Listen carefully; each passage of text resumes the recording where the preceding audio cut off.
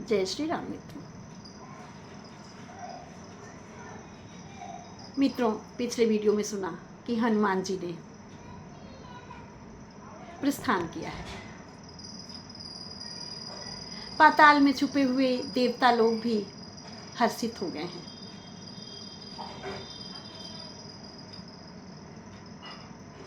आगे क्या हुआ है, इससे जानने से पहले मेरा आप सभी को हार्दिक अभिनंदन है। आप सभी का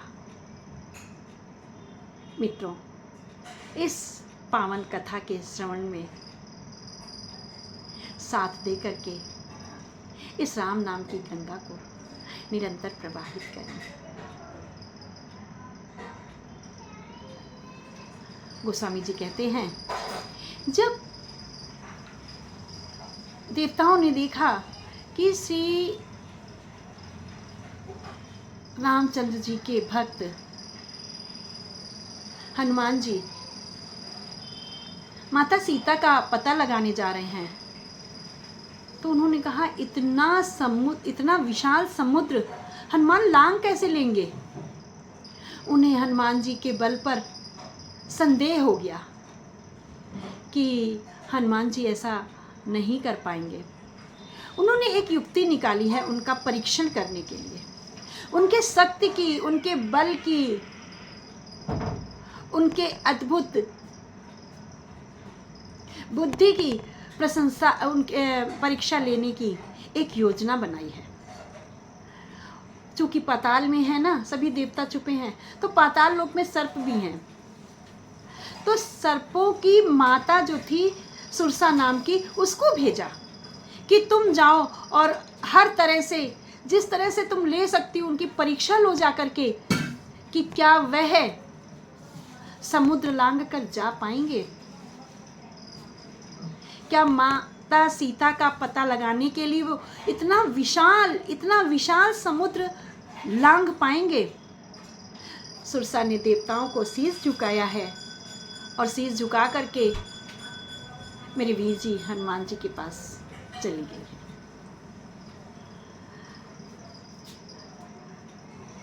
सुरसा नाम अहिन के माता, पठैनी आई कही तेई बाता। पठैन आई, किसने भेजा है, किसने पठाया, किसने भेजा है? श्री रामचंद्र जी के कार्य को करने हनुमान जी जा रहे हैं, तो परीक्षा लो जा करके देवताओं ने भेजा है। पठैन आई कही तेई बाता, उसने, और वो चलकर वहां पर आई हनुमान जी के, उसने कहा, आहा हा हा, कितना सुंदर दिवस है आज। मुझे बहुत दिन बाद देवताओं ने तुम्हें मेरा आहार बनाकर भेजा है। कहीं पठैन आई कही तेई बाता, क्या बात कही है? आज सुरन मोहि दीन आहारा, सुनते बचन कहे पवन कुमारा। सुरसा ने कहा है, देवताओं ने भेजा है कि तुम्हारा आहार आ गया है, जाओ उसका भक्षण करो और उसका भक्षण करके अपनी क्षुधा को तृप्त करो, अपनी भूख को शांत करो।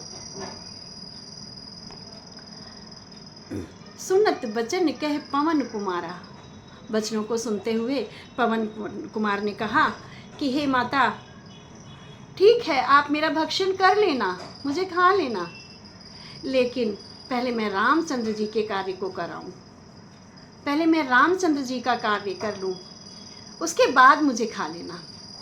पवन पुत्र कहते हैं, राम काज करी फिर मैं आऊं, सीता के सुध प्रभु ही सुनाऊं। सीता माँ की सुध प्रभु को सुना दूं, ऐसा कार्य करके मैं जब आ जाऊं तो मेरा भक्षण कर लेना, तो मुझे खा लेना, मैं सहर्ष अपने आप को आपके समक्ष समर्पित कर दूंगा। सुरसा ने कहा, नहीं नहीं नहीं, ऐसा नहीं हो सकता है, पहले तुम्हें मैं अपना ग्रास करूंगी। हनुमान जी बहुत अनुनय विनय कर रहे हैं, माता मुझे जाने दो। सीता माँ का खबर ला करके सीता माँ का संदेशा कहाँ पर है वो, ऐसा संदेशा मैं रघुवीर जी को सुना दूँ, उसके बाद खा लेना। सुरसा नहीं मानती है, सुरसा कहती नहीं, ऐसे नहीं मैं जाने दूंगी। किसी भी प्रकार ने से वो जाने नहीं दे रही हैं। तब हनुमान जी ने कहा तो फिर मुझे खा लो। कैसे खाओगी? जो जन भरते ही बदन पसारा, कपि तनु कीन दुगन विस्तारा। सो रह जो जन मुखी ते ही ठयऊँ, तुरति सो रह जो जन मुख ते ही ठयऊँ, तुरत पवन सुत 32 भयऊँ। अर्थात कैसे किया है?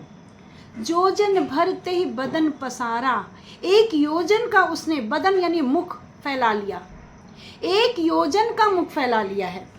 जोजन भरते ही बदन पसारा, जोजन 1200 किलोमीटर का उसने, 1 योजन में 12 किलोमीटर होते, तो उसने 12 किलोमीटर वो फैला लिया। उसके बाद हनुमान जी ने कपि तनु कीन्ह दुगुन विस्तारा, तो हनुमान जी ने उसका दुगना अपना रूप कर दिया है ना। जोजन भर किया तो उसने हनुमान जी ने 2 जोजन कर लिया, अर्थात 12 किलोमीटर, तो हनुमान जी ने 24 किलोमीटर का फैला दिया। सो रह जो जन मुख ते ही ठयऊँ, तुरत पवन सुते 32 भयऊँ। फिर उसने 16 योजन का मुख किया है, 16 योजन का मुख फैलाया है, तो हनुमान जी ने उससे दुगना अपना शरीर कर लिया है, अर्थात 32 योजन का कर लिया है। जस जस सुरेसा बदन बढ़ावा, तास दूनी कपि रूप दिखावा। जैसे जैसे सुरसा ने अपने मुख को बढ़ाया है, अपने मुख को और अधिक फाड़ती गई है, वैसे वैसे हनुमान जी ने भी अपने मुख का आकार बड़ा कर लिया है, अपने मुख के आकार को बड़ा करते गए हैं। इस प्रकार से सुरसत जो जन ते ही आनन कीन्हा, 7 योजन, 7 का मतलब 100 योजन का उसने मुख फैला लिया। जब 100 योजन का मुख फैला करके उसका विस्तार किया है, तो अति लघु रूप पवन सुत लीना। हनुमान जी ने कहा अब तो इसने बहुत बड़ा विशाल कर लिया। हम अगर अपनी किसी भी शक्ति को बढ़ाते हैं तो बढ़ाने में हमें जितना समय लगता है उतना उसको नीचे लाने में भी लगता है। तो हनुमान जी ने कहा अब इसने बहुत बड़ा कर लिया है, अब जैसे ये घटाएगी, जब तक ये घटाकर निम्नवत लाएगी तब तक तो मैं इसके मुख में प्रवेश करके और बाहर निकल जाऊंगा। और वैसा ही किया है। सत जो जन ते ही आनन कीन्हा, अति लघु रूप पवन सुत लीन्हा। जैसे ही उसने 16 योजन का मुख किया है, वैसे ही श्री हनुमान जी ने बहुत सूक्ष्म रूप धारण कर लिया है, बहुत छोटा सा रूप धारण कर लिया है। बदन पैठे पुनि बाहरी आवा, मांगा बिताता ही सिरुनावा। उसके मुख में प्रवेश किया है। प्रभु मुख में प्रवेश करके देखते हैं मेरे वीर जी हनुमान जी, देखते हैं कि क्या ये सच में सुरसा है, कितने दांत हैं इसके, किस तरह का इसका मुख का की रचना है। तो मुख की संरचना वगैरह देख करके जल्दी से घूम फिर के उसके मुख के अंदर और लौट आते हैं। पुण्य बाहर आवा, मुख में प्रवेश और फिर तुरंत बाहर। मांगी बिदाता ही सिरुनावा, और फिर आकर के उसके समक्ष खड़े हो गए हैं, सुरसा के समक्ष, कि माँ मैं आगे आपके मुख में प्रवेश कर गया, आपने मुझे खाया ही नहीं, है ना।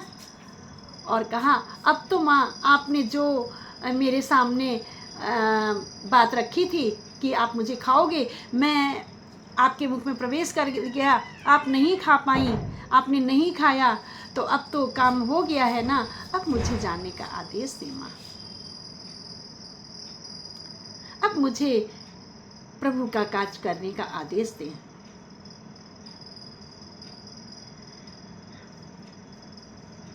तो सुरसा कहती है, मोहि सुरन जेहि लागी पठावा, बुद्धि बल मरमे तोरे मैं पावा। मैं स्वयं नहीं आई थी हनुमंत लाल, मुझे देवताओं ने तुम्हारी बुद्धि कौशल पराक्रम की परीक्षा लेने के लिए भेजा था और आप उस परीक्षा में खरे उतरे हैं। मैंने आपके बुद्धि की, आपके बल की थाह को पा लिया है। आप सर्वगुण संपन्न हैं। आप निश्चित ही माँ जानकी का पता लगा लेंगे।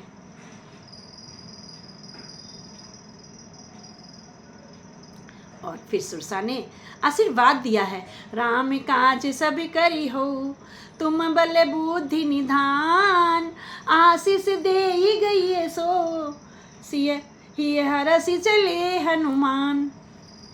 रामचंद्र जी का कार्य करोगे, राम काज सब करी हो। क्यों? क्योंकि राम काज लगी तब अवतारा। आप सभी राम के कार्य को करेंगे। तुम बल बुद्धि निधान, तुम बल और बुद्धि के खजाने हो, तुम बल और बुद्धि के भंडार हो। आशीष दे ही गई, और इस प्रकार से आशीर्वाद दे करके वह चली गई वहाँ से, और हनुमान जी अत्यंत हर्षित होकर के चले। बोलो भैया हनुमान की जय, संकट मोचन वीर हनुमान जी की जय। मित्रों, अगर ये प्रसंग वास्तव में अच्छा लग रहा हो और आपको कुछ नया पता चल रहा हो तो लिखकर अवश्य बताएं। ये अवश्य बताएं कि आप लोग कहाँ कहाँ से हैं, और ये कथा क्या अन्य कथाओं से भिन्न है, रोचक है, ये लिखकर अवश्य बताएं। आपने बहुत कथाएं सुनी होंगी, लेकिन हर एक की अपनी एक अलग शैली होती है। तो मित्रों, मेरे चैनल को लाइक शेयर अवश्य करें। कमेंट बॉक्स में जय श्री राम अवश्य लिखें। जय श्री राम मित्रों।